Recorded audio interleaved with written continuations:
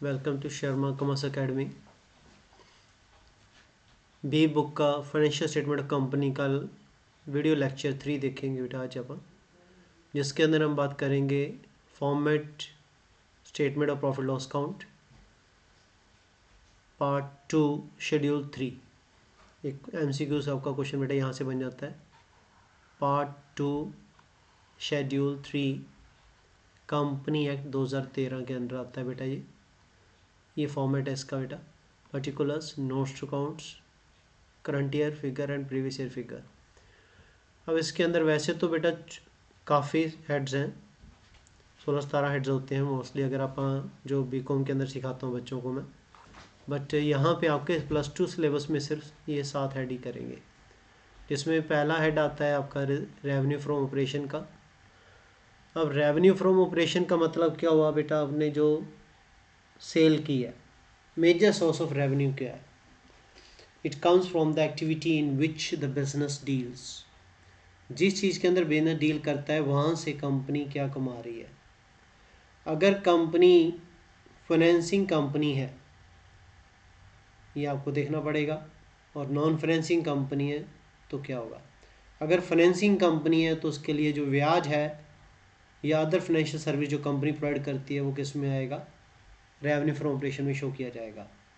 और अगर non financing company है तो फिर क्या शो करेगी, sale of products, sale of service and other operating revenue less excise duty.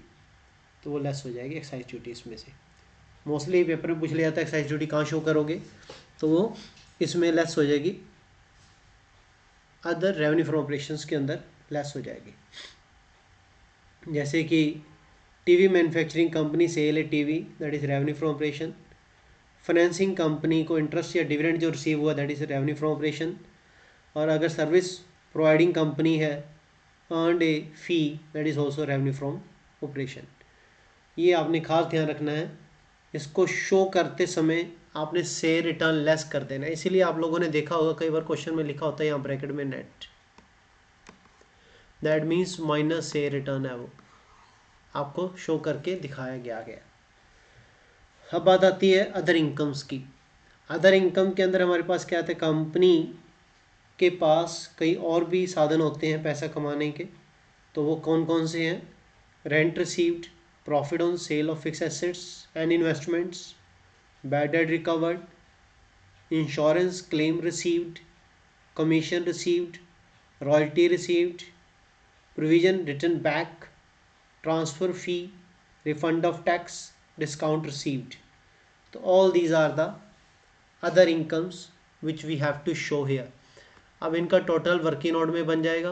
अगर वर्किंग नोट 1 बनाया तो इसका आ जाएगा, 2 का आ जाएगा, तो यहाँ पे इनकी अमाउंट लिख के बाद उसका टोटल कर दोगे, that is the total revenue. बेटा ये रेवेन्यू है, रेवेन्यू थर्ड हेड बनेगा आपका।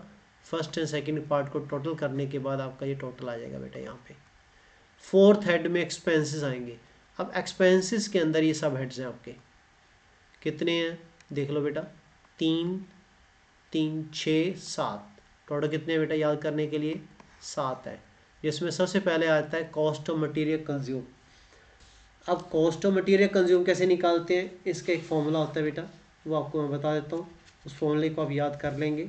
कॉस्ट ऑफ मटेरियल कंज्यूम निकालने का आपको याद रखना है।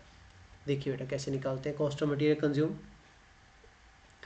जिसमें कॉस्ट ऑफ मटेरियल कंज्यूम्ड,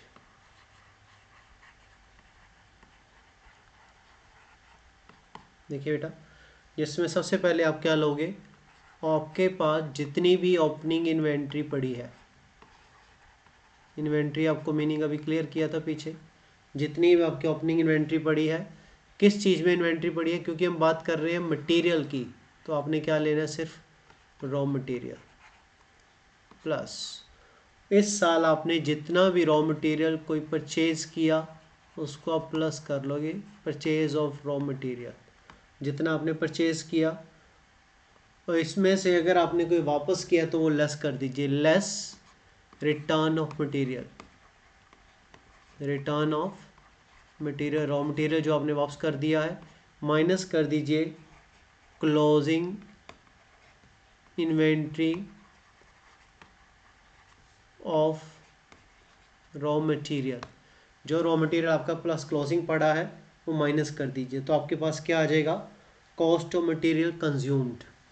इसका मतलब ये हुआ वो मटेरियल जो इस साल आपने यूज़ कर लिया है, that is cost of raw material used. इसके बाद हमारे पास जो आ जाता है बेटा वैल्यू निकलेगी, वो यहाँ पे आप मेंशन कर देंगे, वर्किंग नोट नंबर 3, यहाँ पे उसकी अमाउंट लिख देंगे बेटा। Purchase of stock in trade, जो बना बनाया माल इस साल खरीदा है उसके बारे में लिखेंगे बेटा। Change in inventory of finish goods, work in progress and stock in trade, क्योंकि स्टॉक इन ट्रेड की परचेज यहाँ पे आई है। अगर ओपनिंग माइनस क्लोजिंग स्टॉक करें किस किस का, फिनिश गुड्स का अलग कर लो, वर्क इन प्रोग्रेस का अलग कर लो, और स्टॉक इन ट्रेड का अलग कर लो। कैसे, देखिए मान लो मैंने चेंज इन इन्वेंट्री निकालना है, चेंज इन इन्वेंट्रीज। अब उसको क्या निकालने का तरीका क्या होगा बेटा मेरा, ये आपका पिछला पॉइंट हो गया आपका कंप्लीट। अब इसमें क्या आएगा, मैं लिखूँगा मान लो पहले लिख रहा हूँ फिनिश गुड्स का, मैं फिनिश गुड्स की ओपनिंग कितनी है मेरी, माइनस कर दूंगा मैं क्लोजिंग कितनी है मेरी, नेट वैल्यू आ जाएगी। इसी प्रकार मैं निकालूंगा वर्क इन प्रोग्रेस की, फिर स्टॉक इन ट्रेड की, स्टॉक इन ट्रेड की, फिर इसकी निकालूंगा। तो मैं तीनों की निकाल के अलग अलग उसको शो करूंगा। ओपनिंग इन्वेंट्री माइनस क्लोजिंग अलग से शो हो जाएगी, फिर उसी प्रकार opening inventory finish work in progress की minus closing inventory of work in progress की, उसको अलग से बना दूंगा। फिर opening inventory of stock in trade और minus closing inventory of stock in trade, उनको अलग शो करके नेट वैल्यू तीनों की मैं, मान लो इसका आंसर आ जाएगा मेरा ए में, इसका आंसर आ गया मेरा बी में, इसका आंसर आ गया मेरा सी में, तो total of A plus B plus C, फिर यहाँ क्वेश्चन के अंदर मैं इसको जो बनाऊँगा उसको यहाँ पे शो करके ए प्लस बी प्लस सी का जो टोटल आएगा वर्किंग नोट नंबर 4, उसका मैं यहाँ पे अमाउंट लिख दूँगा। ये तो हो गया मेरा स्टॉक के रिलेटेड बातें। अब मैं बात करता हूँ एम्प्लॉई बेनिफिट एक्सपेंस की। तो जो भी एम्प्लॉय से रिलेटेड जुड़े हुए खर्चे हैं, चाहे वो डायरेक्ट नेचर के हैं चाहे इनडायरेक्ट नेचर, देखो पहले आप +1 में डायरेक्ट अलग से करते थे ट्रेडिंग में, इनडायरेक्ट प्रॉफिट लॉस में शो करते थे। अब यहाँ पे +2 के अंदर या कंपनी अकाउंट्स के अंदर आप इसको ऐसा नहीं शो करते, दोनों ही इसमें कवर किए जाते हैं। Total expenses paid to employ हम शो कर देते हैं प्रॉफिट एंड लॉस अकाउंट के अंदर, इसके नोट्स के अंदर, जैसे वेजेस हो गया, बोनस आपने पढ़ा था, salary allowance, dearness allowance, telephone expenses related to employees, contribution provident fund, perquisites related to employees, ठीक है। तो leave encashment, compensation, gratuity, employee stock option schemes, तो expense related to refreshment cost of the employees, तो ये सारा आपका यहाँ पे शो हो जाएगा। मेडिकल एक्सपेंस है रिलेटेड है कोई एम्प्लॉय से, दैट मीन कोई भी एम्प्लॉय से जुड़ी एक्सपेंसेस हैं उसका नेट वर्किंग नोट बना के, मान लो इसका वर्किंग नोट नंबर 5 है तो वर्किंग नोट 5 में आप बना के उसकी नेट वैल्यू यहाँ पे लिख दोगे, जो आप शो कर दोगे यहाँ पे। उसके बाद आता है फाइनेंस कॉस्ट। फाइनेंस कॉस्ट में क्या होता है कि finance cost refers to the expenses incurred by the company on borrowing. Company ने लोन लिया है, उस लोन को लेने के लिए कंपनी ने जो खर्चे किए हैं, जैसे इंटरेस्ट पे करना है, और कंपनी ने कोई डिवेंचर इंटरेस्ट डिवेंचर पे करना है, पब्लिक डिपॉजिट पे करना है, बैंक ओवरड्राफ्ट पे करना है, ब्रोकरेज है, कमीशन है रेस लोन कल की, फाइल चार्जेस है, टेकिंग लोन का expense on loss on issue debentures हैं, प्रीमियम पेमेंट रिडम्पशन डिवेंचर्स हैं, गारंटी चार्जेस हैं, इंटरेस्ट ऑन कैश क्रेडिट्स हैं, तो ये सारा कुछ आप मेंशन करोगे फाइनेंस कॉस्ट के अंदर। यहाँ पे 6 में हेड बन जाएगा, उसको आप शो कर दोगे।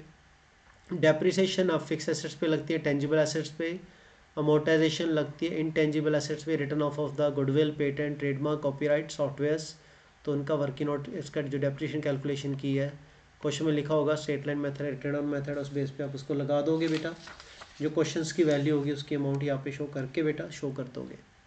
अदर एक्सपेंस, जो एक्सपेंस ऊपरले 6 हेड्स में नहीं आए, जिनको ऊपर 6 हेड्स में जगह नहीं मिली, उसको फिर अदर एक्सपेंस में शो हो जाएंगे।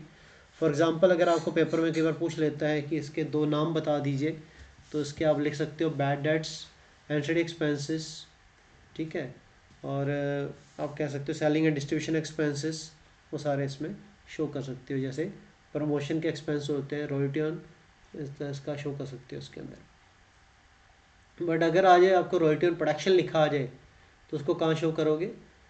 Is a direct expense is shown under the other expense as the royalty received is a revenue and is shown under the other income. और अगर एक्सपेंस है तो इंश्योरेंस प्रीमियम कहीं पे किया आपने, इंडायरेक्ट एक्सपेंस है, अदर एक्सपेंस के अंदर शो हो जाएगा। सेल ऑफ गुड्स है तो इस revenue from operation, profit on sale of fix asset is shown under the other income. तो आइटम्स को थोड़ा सा ध्यान में रखना पड़ेगा, आपको ध्यान से पढ़ना पड़ेगा। इसका ऊपर वर्किंग नोट प्रॉपर आपकी बुक में बने हुए हैं, तो इसको आप अपनी बुक से, जो भी बुक आपको रेफ़र की गई है आपके टीचर के द्वारा, रिस्पेक्टेड टीचर के द्वारा, तो उसको फॉलो अप करते हुए यहाँ पे आपने उसकी अमाउंट फिल कर देनी है। तो टोटल एक्सपेंस आ जाएंगे आपके। अब देखिए आपके पास एक प्रकार की आमदन आ गई। देखिए जो +1 में बनाते थे वो बनाते हैं हॉरिजॉन्टल फॉर्मेट। अब ये कौन सा फॉर्मेट है? वर्टिकल फॉर्मेट है। तो वर्टिकल फॉर्मेट के अंदर सबसे पहले आपकी इनकम आ गई है, उसके बाद सारे आपके खर्चे आ गए हैं। खर्चे के बाद जो आपके पास बचेगी अमाउंट, वो बचेगा प्रॉफिट बिफोर टैक्स, जिसमें आप शेड्यूल 3 शेड्यूल 4 के बारे में नेक्स्ट वैल्यू निकालोगे। क्योंकि शेड्यूल 3 में आपकी टोटल रेवेन्यू आ जाती है, 4 में आपका टोटल एक्सपेंस आ जाते हैं, सब इसमें नहीं आपने हेड देना बेटा। और एक चीज़ और नोट करने वाली, टोटल रेवेन्यू के ऊपर इन्होंने हेड बना रखी है 3, बट टोटल एक्सपेंस के ऊपर कोई हेड नहीं है। ये चीज़ याद रखनी है, बच्चे गलती कराते हैं पेपर में। तो अगला पॉइंट बनेगा 5th point, revenue before tax. अब उसमें से लेस कर दीजिए income tax paid during the current year, less हो जाएगा, वो आपके पास शेड्यूल 6 हो जाएगा। और शेड्यूल 7 में आप शो करोगे profit and loss for the period, जो आपका पीरियड का प्रॉफिट एंड लॉस काउंट है। पेपर में कई बार जो स्टार्टिंग में जब नया फॉर्मेट आया था उस समय 4 मार्क्स का ये फॉर्मेट ही पूछा गया था पेपर में सिर्फ। उसके बाद अगर कई बार क्या करते हैं आजकल, क्वेश्चन दे देते हैं, अमाउंट दे देती हैं और आपको कहते हैं कि स्टेटमेंट के अंदर इसको फिल करके दिखाइए, तो फिर उसको आपको फिल करना है, उस चीज़ की आपने प्रैक्टिस करनी है। एक आध क्वेश्चन मैं भी करा दूंगा आप लोगों को, तो उसके बाद आप इसको पूरा डीपली इसको स्टडी कर सकते हो। तो ये अपना फॉर्मेट है जो आपने स्टडी करना है, इसके ऊपर एक आधा क्वेश्चन आपने करके देखना है। कोई क्वेरी हो तो मेरा नंबर दे रखा है नीचे, तो उस पर आप कॉन्टैक्ट कर सकते हो। I will clear your query बेटा। थैंक यू बेटा।